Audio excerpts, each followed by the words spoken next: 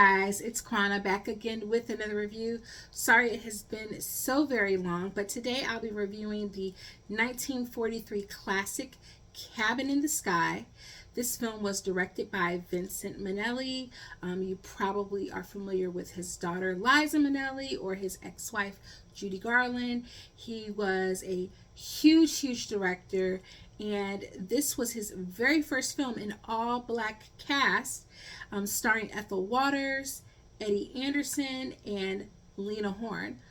Also have some appearances by Duke Ellington and Louis Armstrong. So I watched this film for my film and literature course that I'm currently teaching, and we are currently going through a timeline of films. And so we've of course started with the silent film era, and we just landed on the 1940s, and we watched Casablanca, we watched Citizen Kane, and I wanted to include a predominantly black casted film in there, and so I chose Cabin in the Sky, and I'm really glad that I did. This film has a lot of Faustian notes. It's about a man played by Eddie Anderson whose name is Little Joe, and he has a gambling problem, and his whole entire community is so ecstatic because he's promised his wife Petunia that he is going to start anew, that he's going to clean up his gambling and philandering ways and begin going to church with her and give his life over to God. His wife is an extremely godly woman. In fact, all of her prayers are answered by God almost immediately. And unfortunately for him, the temptations of life just cling a little too strong, and he ends up having a near-death experience where the son of Lucifer, Lucifer Jr., and one of God's angels named the General make a wager to determine where he's going to go. If he cleans himself up, he can go to heaven, where Petunia is sure to go when she dies. But if he doesn't clean up his ways, if he can continue his gambling habits and his infidelity, then the devil can have him. This film was interesting. It is a musical. It actually earned Ethel Waters a Academy Award nomination for the song Happiness is a Little Thing Called Joe, and she became the second African American to get an Academy Award nomination with this film, with that song. The film was filmed in black and white, and because during the time I had this really interesting conversation with my student in the class. We were talking about the decision to film this in black and white. Technicolor was a thing at this point. You had, of course, the very famous 1939 classic, The Wizard of Oz. You had Gone with the Wind, which was also released in 1939, which was also released in Technicolor. You had The Little Princess, which I believe was released in 1938 or 1939 as well, and it had use of Technicolor at certain points. So Technicolor certainly was becoming a thing, and certainly with a musical film like The Wizard of Oz, I believe that this would have lended itself very well with this particular film. I think there are a lot of reasons why Technicolor probably wasn't used. For one, this was Vincent Minnelli's first directorial film. It was all black cast, so I definitely think that the money was not going to be given to this film for the use of Technicolor, which was a very expensive venture at the time. I also think that there was this trend still amongst old Hollywood studio heads to kind of shy away from Technicolor. I mean, Technicolor certainly had proven itself at the box office by this point, because The Wizard of Oz and Gone with the Wind were such box office smashes. But to have a more serious film, to get the big Academy Awards, while those films certainly did get nominations, people still were leaning toward black and white. And in fact, black and white is still primarily the main form that we see films going and existing until like the 1960s. But I definitely think that the fact that this was an all-black cast, they just weren't going to get the budget for black and white. That being, for color, for Technicolor, excuse me. That being said, this film needed Technicolor so badly. The music is great. The performances by Ethel Waters especially is extremely strong. It's not too overdone. There are moments where you can really feel as though she is a real person and not just a caricature. I don't think that can be said for all of the characters, but it just was begging for us to see those costumes in their full glory.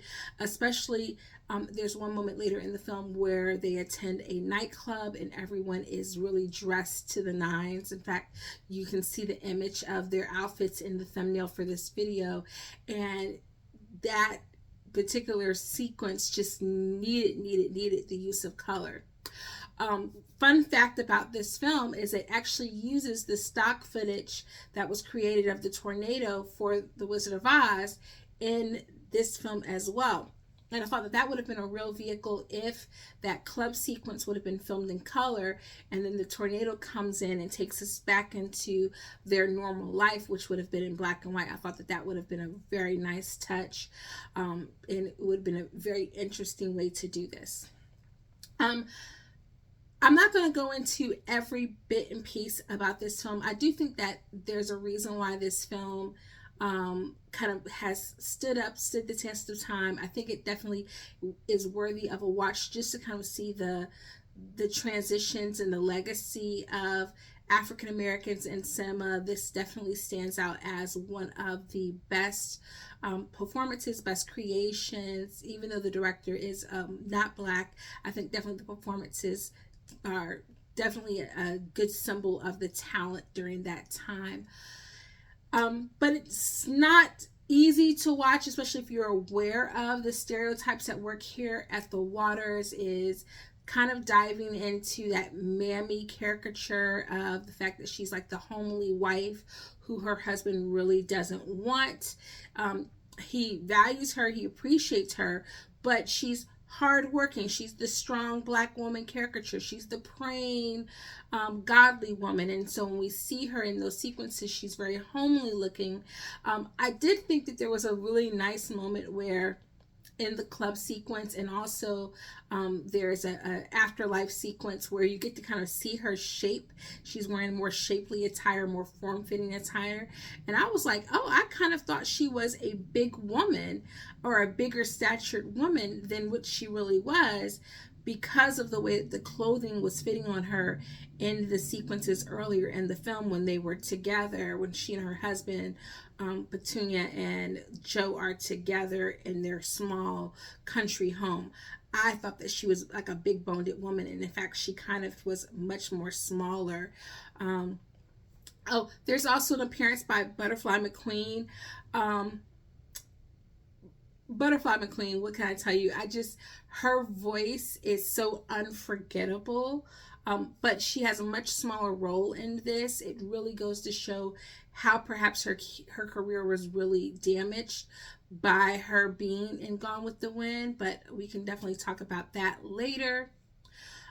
There are several moments as well. You have kind of Lena Horne playing the light-skinned Jezebel figure, the sexual siren, if you will, to a kind of opposite of Ethel Waters' character, that she lures little Joe away. She plays a character by the name of Georgia Brown, and she's the seductress in this. And so there's definitely a little bit of notes of like colorism going on there that certainly would make for some excellent conversation today. But one of the things that stands out for me about this film is that this is during the time of the Hays Code. If you're unfamiliar with the Hays Code was basically a rule book of what could and could not be in film. There was a lot of just like sexual harassment, attacks, violence, different things that were happening on film sets. And so they came up with the Hays Code as a means of like protecting what was happening at the studios, but also what was being projected onto audiences in the theaters. And so a lot of the ways in which the Hays Code impact this film, there's a famous bathtub sequence where Lena Horne is singing a song. I think it's called Ain't It Enough, but I'm not 100% sure if that's the name of the song. They completely cut that out of the movie because even though the only thing that's showing are her shoulders, it's considered too seductive to have a black woman in that time period being shown in the bathtub. Although her outfit for the film is showing her midriff. I thought that was kind of interesting. The other thing is that for the most part, all of our lead characters have some sort of transformation. So the characters that were bad become good. Characters are good stay good, but the characters that are bad become good in some way, shape, or form, with the exception, of course, of the devil and the demons that roam with him. And I thought that was an interesting choice, especially juxtaposed to the way in which we see the two female characters kind of set up opposition of each other. The choice to make both characters end up doing good deeds or good actions at the end of the film. But this was definitely an enjoyable film. If you are just a little unsavvy about film history and you don't dive into the classics very often, I think this is definitely a good film to watch. Let me know down below in the comments if you've ever seen Cabin in the Sky. I'm probably going to cover a couple of other films by Ethel Waters. Oh, another fun fact. Did you know that Ethel Waters is the great aunt to the acclaimed 90s house singer and disco singer Crystal Waters? 100% Pure Love. That's her. But yeah, definitely let me know down below in the comments if you have seen Cabin in the Sky, and I will see you guys in the next video. Toodles.